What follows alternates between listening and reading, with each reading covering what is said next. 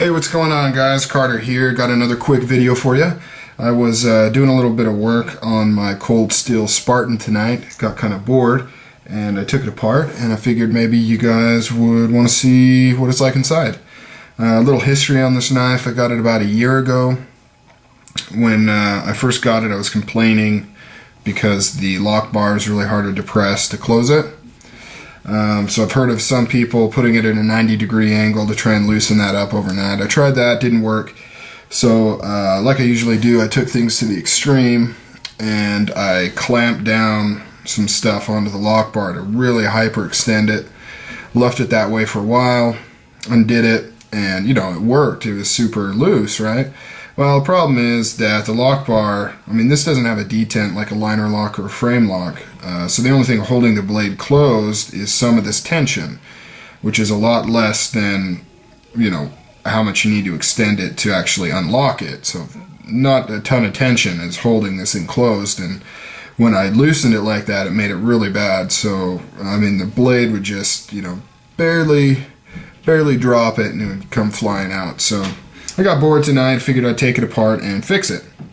So I removed the 3 screws back here, the 3 small star screws. And it's got the bigger pivot pin screw, and that's it. After that, you just need a little bit of muscle to remove the grivery scale, and then it has a steel liner right there, and it's inset into the grivery. So this actually has like a lip in there, a little channel in there that it lives in. Kind of hard to get this off. This is really fitted tightly to these standoff pins right here and the pivot right here. So you really got to just crank on it. I had to actually use a few tools to get some leverage and pop it off. Then once you get that off, you can actually get into the knife itself. So there are the Teflon washers. Here is the Triad Lock right there. And there's the famous Triad Lock pin that kind of sets it apart from a regular lock back. To take the blade out, all you have to do is just relieve the tension on the lock bar here and then pop it off like so. And then the spring can actually be taken out now really easily.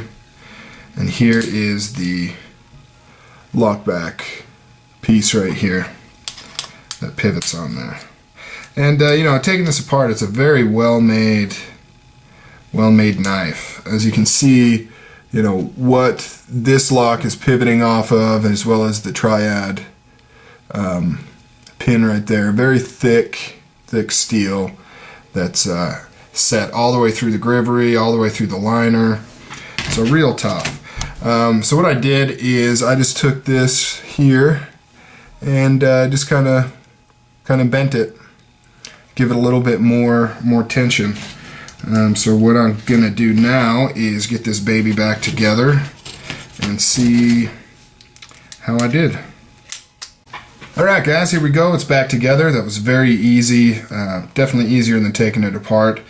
And the problem, if you want to call it that, is now fixed. I have added plenty more tension into the lock bar.